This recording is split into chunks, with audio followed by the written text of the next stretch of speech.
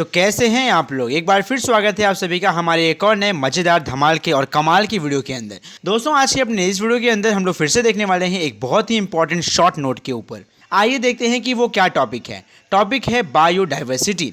तो इसके अंदर इसके सोल्यूशन में हम क्या कुछ लिख सकते हैं वही सारी बातों को हम यहाँ पे फटाफट से देखेंगे।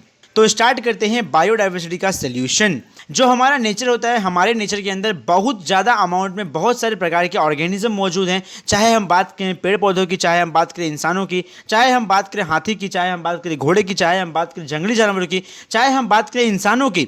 हमारे इन्वायरमेंट के अंदर बहुत से अलग अलग प्रकार के ऑर्गेनिज्म मौजूद हैं और लिविंग ऑर्गेनिज्म की हमारे इन्वायरमेंट के अंदर रिचनेस है, यानी कि बहुत ज़्यादा भरपूर अमाउंट में बिल्कुल भी कमी नहीं है। इसलिए हम यहाँ पे कहते हैं कि जो बायोडाइवर्सिटी होता है, बायोडाइवर्सिटी के अंदर लिविंग ऑर्गेनिज्म की भरमार है। दूसरा, ये जो लिविंग ऑर्गेनिज्म होते हैं, हर एक लिविंग ऑर्गेनिज्म का अपना स्पेसिफिक इकोसिस्टम होता है। साथ ही साथ में सबका अपना जेनेटिक वेरिएशन होता है, सबका अपना जेनेटिक बदलाव होता है। कोई मेल होता है, कोई फीमेल होता है, कोई घोड़ा होता है, कोई गधा होता है। सबका अपना अलग अलग स्पीसीज के हिसाब से अलग अलग जेनेटिक वेरिएशन देखने को मिलता है हमें यहाँ पे।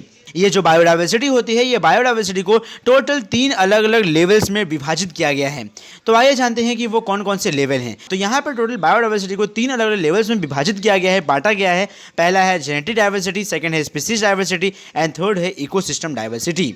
तो अब यहाँ पे सबसे पहले हम बात करने वाले हैं कि ये जेनेटिक डाइवर्सिटी क्या होती है। देखिए, डाइवर्सिटी का मतलब होता है बदलाव और जेनेटिक का मतलब होता है जब हम जीन के बारे में बात कर रहे होते हैं, जब हम वंश के बारे में बात कर रहे होते हैं, जब हम आपके डीएनए के बारे में बात कर रहे होते हैं। तो कहने का मतलब यहाँ पे ये है, जेनेटिक डाइवर्सिटी के अंदर हमारे यहाँ पे सेम स्पीसीज के बहुत से अलग अलग प्रकार के ऑर्गेनिज्म हमें देखने को मिलते हैं। एग्जाम्पल के तौर पर हमारे धरती के ऊपर जितने भी इंसान हैं, हर एक इंसान एक दूसरे से अलग हैं। सबका अपना सोचने का, देखने का और विचार करने का सबका अपना अपना नजरिया, सबका अपना तरीका जो होता है वो अलग होता है, डिफरेंट होता है।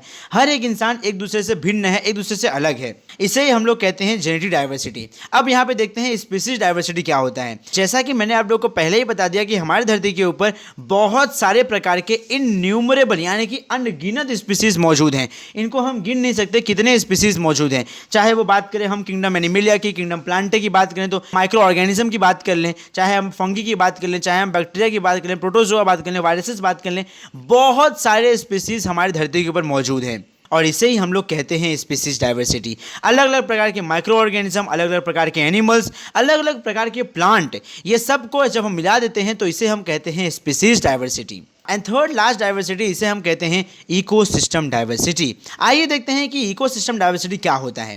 हम लोग यहाँ पे देखते हैं, हम लोग यहाँ पे पाते हैं कि हर एक जगह पे अलग अलग प्रकार के इकोसिस्टम मौजूद हैं। और ये जो इकोसिस्टम होता है ये बनता कैसे है। प्लांट, एनिमल और उनका जो घर होता है, उनका जो निवास होता है, उनका जो आवास होता है, सबका अपना अपना अलग अलग होता है। तो इन सभी चीज़ों को जब हम मिला देते हैं, इन सभी चीज़ें जब एक दूसरे से मिल जाती हैं, तो ऐसे जगह को हम इकोसिस्टम के रूप में कंसिडर करते हैं। जहाँ पे कोई एनिमल, कोई प्लांट अपने साथ में, अपने बच्चों, अपने बाल बच्चों के साथ में, अपने परिवार के साथ में रहता है, उसे हम कहते हैं इकोसिस्टम। और ऐसे इकोसिस्टम हमारे नेचर में हर एक जगह पे, हर एक रीजन में मौजूद हैं। और इन्वायरमेंट की अगर बात करें तो इन्वायरमेंट लगातार बदलते रहता है और हर इकोसिस्टम का अपना अलग अलग कैरेक्टरिस्टिक होता है। अगर हम बात करें एनिमल्स की, तो एनिमल्स का अपना अलग ही स्वैग होता है, प्लांट का अपना अलग ही स्वैग होता है, माइक्रो ऑर्गेनिज्म जो होते हैं, माइक्रो ऑर्गेनिज्म का अपना अलग ही स्वैग होता है। यहाँ पे स्वैग का मतलब ये है कि सबका अपना अलग ही खासियत होती है, सबकी अपनी अलग ही कैरेक्टरिस्टिक होती है, सबकी अपनी अलग ही खूबियाँ होती हैं। और ये जो इकोसिस्टम होता है, ये इकोसिस्टम 2 प्रकार का होता है।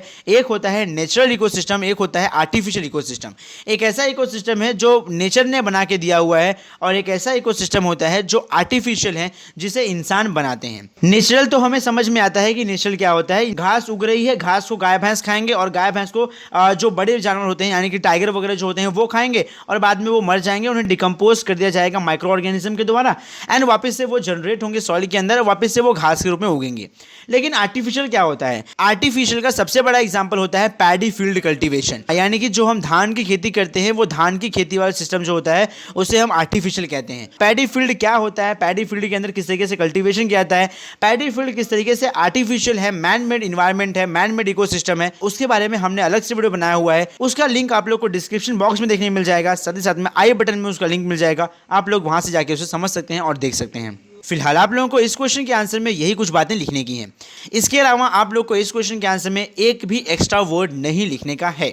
सो नाउ आई होप आप लोगों को चीज़ें समझ में आ गई रहेंगी। एंड स्टिल अगर आप लोग कोई तकलीफ है, कोई परेशानी है, कोई सजेशन है, तो आप लोग हमें कमेंट बॉक्स में कमेंट करके बता सकते हैं। एंड इसके आगे के कंटेंट के साथ में हम मिलते हैं आपसे अगली वीडियो में। एंड हमसे जुड़ने के लिए आप हमें हमारे इंस्टाग्राम फॉलो कर सकते हैं। साथ ही साथ में वीडियो में बताई गई बातों के नोट्स आपको हमारे टेलीग्राम चैनल पे देखने को मिल जाएंगे। एंड इन दोनों का लिंक आपको डिस्क्रिप्शन बॉक्स में देखने को मिल जाएगा। Thank you for watching. जय हिंद।